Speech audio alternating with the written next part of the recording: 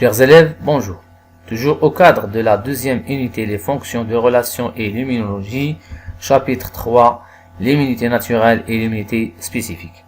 La dernière vidéo, on a parlé des microbes. On a dit qu'il y a 4 types de microbes, les protozoaires, les bactéries, les champignons et les virus. Et on a dit qu'il y a certains microbes qui sont pathogènes, car elles présentent des propriétés qui les rendent dangereux, à savoir la multiplication rapide, la possession d'une capsule, la production des toxines et le changement rapide de forme. Maintenant, on va aborder la deuxième partie, l'immunité naturelle, dans laquelle on va voir la réaction de notre organisme face à une infection bactérienne. La première obstacle qui empêche la pénétration des microbes à notre organisme, ce sont les barrières naturelles. Donc on a 3 types de barrières. Les barrières mécaniques, représentées par la peau, qui couvre la surface externe de notre corps, les muqueuses qui recouvrent en général la partie intérieure de notre corps, à savoir les muqueuses intestinales, les muqueuses respiratoires et les cils qui existent en général dans les voies respiratoires. Les barrières chimiques à droite, c'est l'ensemble des substances chimiques sécrétées dans notre corps, à savoir les larmes, la salive, les mucus, la sueur, les sucs digestifs et les sécrétions génitales. Ces barrières chimiques, en général, ont un effet sur les microbes par leur acidité et les enzymes qu'ils peuvent contenir. Le troisième type de barrières naturelles, c'est les barrières écologiques représentées par la flore intestinale, c'est-à-dire l'ensemble des microbes qui existent dans notre intestin, qui ont en général 2 rôles. Le premier rôle, c'est la digestion, car ils permettent à notre organisme de digérer des aliments, à savoir les fibres alimentaires, et en même temps, ils entrent en compétition avec les autres microbes pathogènes, ainsi ils participent à notre protection.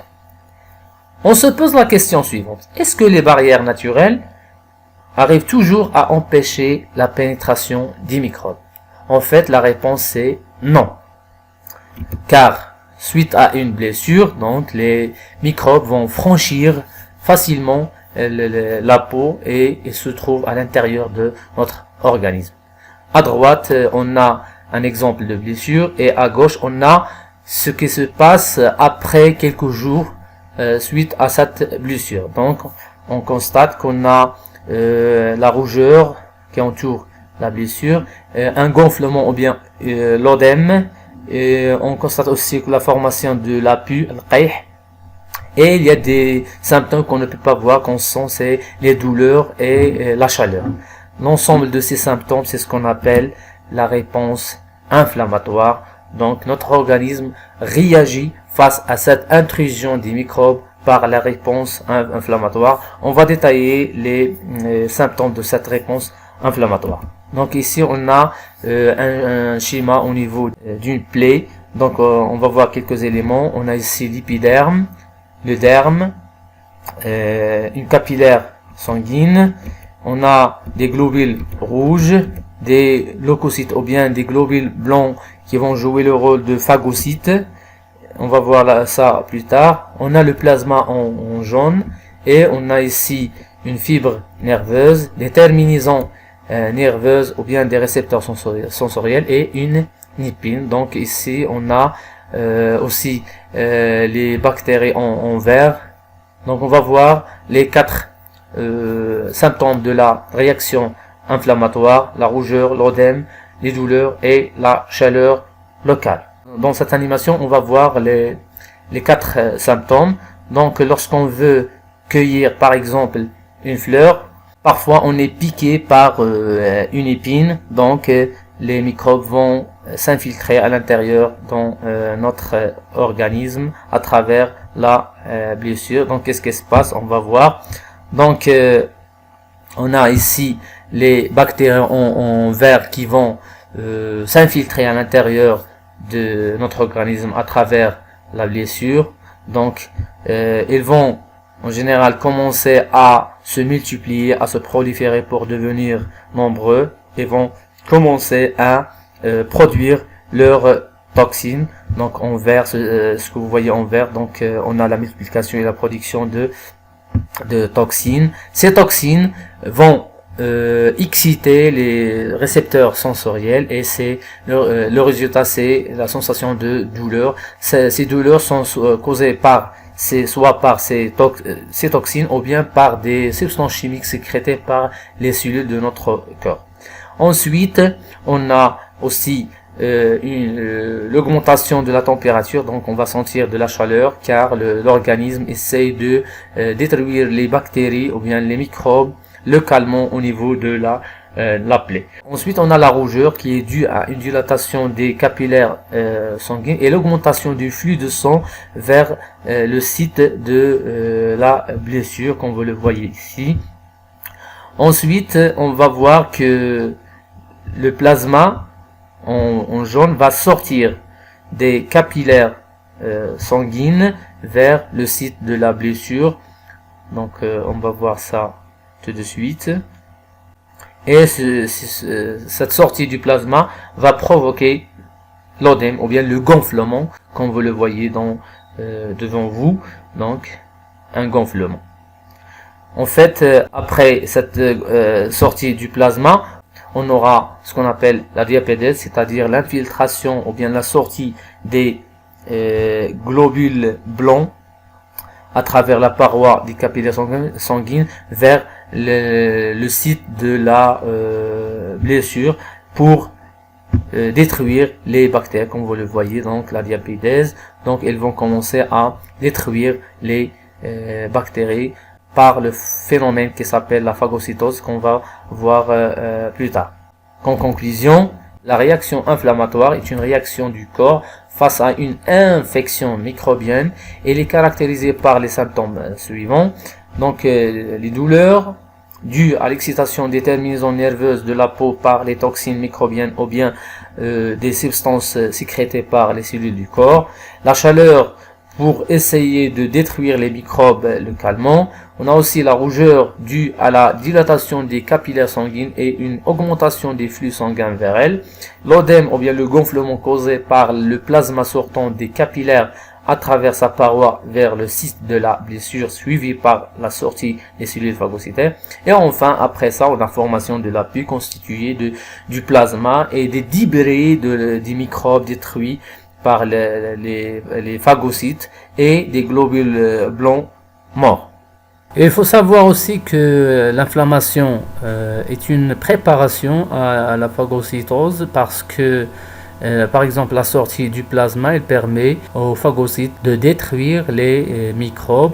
La rougeur qui est due à la dilatation des capillaires sanguines et à l'augmentation des flux sanguins, donc ça permet aux cellules phagocytaires de venir en grand nombre au site de l'inflammation grâce à ce qu'on appelle la chimiotaxisme positive. Donc il y a des cellules qui vont sécréter des substances chimiques au niveau du site de la blessure et qui vont attirer les autres cellules au niveau du corps vers le site de la blessure pour participer dans la phagocytose. Donc l'inflammation, c'est une préparation à la phagocytose.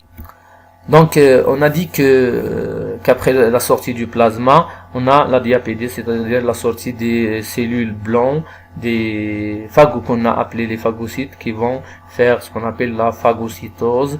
Les cellules qui font cette phagocytose en général sont nombreuses: les macrophages, les cellules dendritiques et les polynucléaires, ou bien les granulocytes, qui sont soit des neutrophiles, acidophiles ou basophiles. Mais vous devez vous rappeler seulement des macrophages et des polynucléaires, comme vous le voyez dans ce schéma. Donc on a une polynucléaire caractérisée par un noyau lobé, c'est-à-dire divisé en trois parties. Donc on a ici des bactéries. Deuxièmement, on a la membrane plasmique, on a le cytoplasme et le noyau lobé de cette cellule. On a aussi des vésicules qui contiennent des enzymes qu'on appelle les lysosomes. Donc maintenant, on va voir la phagocytose. Comment se fait cette phagocytose? Donc devant vous, donc on a ici une phagocyte ou bien polynucléaire et des bactéries en jaune. Donc on va commencer l'animation. Donc la phagocyte va se rapprocher des bactéries et va fixer ou bien faire l'adhésion. La première étape, l'adhésion de la bactérie par sa membrane plasmique, puis l'invagination de la membrane plasmique pour ingérer, l'ingestion. Deuxième étape, c'est l'ingestion de la bactérie. Donc on a formation d'une vésicule qui s'appelle la phagosome. Donc la bactérie est entourée par une partie de la membrane plasmique, donc c'est la phagosome. Donc ensuite on a les lysosomes qui vont se fusionner avec la phagosome pour constituer ce qu'on appelle phagolysosomes. Ces lysosomes vont déverser leur contenu. Donc je vais revenir en arrière. Donc les lysosomes vont vider leur contenu enzymatique à l'intérieur de cette phagosome, et ces enzymes qui vont détruire, ils vont digérer. Donc on a l'étape de la digestion, digérer la bactérie, et ainsi elle sera détruite. Ensuite, donc comme vous le voyez, les débris de cette bactérie seront exclus. Donc on a l'étape du rejet ou bien l'expulsion. Donc pour récapituler, on a les étapes de la phagocytose. On a premièrement l'adhésion par la membrane plasmique de la phagocyte. Ensuite on a l'ingestion de la bactérie ou bien du microbe par les pseudopodes de la membrane plasmique. Ensuite, donc c'est l'étape de l'ingestion. Ensuite, on a la digestion par les enzymes contenues dans les lysosomes. Et enfin, on a le rejet, c'est-à-dire excréter ou bien expulser les débris de cette bactérie à l'extérieur de la cellule.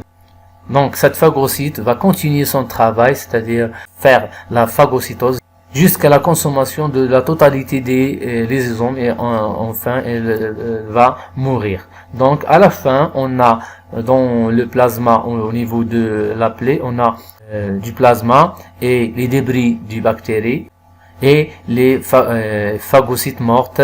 Donc l'ensemble, c'est la plaie. Donc en conclusion, la phagocytose est une défense qui est caractérisée par les propriétés suivantes. Elle est immédiate car elle est mise en œuvre par des phagocytes existants en permanence dans le sang et la lymphe et au niveau de certains organes comme les ganglions lymphatiques, la rate, le foie. Elle est aussi non spécifique car elle est dirigée contre tous les types de microbes et sans distinction.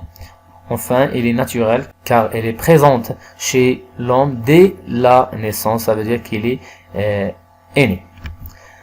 En général, la phagocytose permet de détruire les microbes, mais parfois les microbes résistent, ce qui entraîne la prolifération ou bien la multiplication des microbes à l'intérieur des phagocytes et ainsi leur destruction. Donc, au lieu de détruire les bactéries, donc ce sont les phagocytes qui sont détruits, et ainsi on doit avoir une autre réaction de notre organisme, et c'est ce qu'on va voir dans la prochaine vidéo. Merci pour votre attention et à la prochaine vidéo.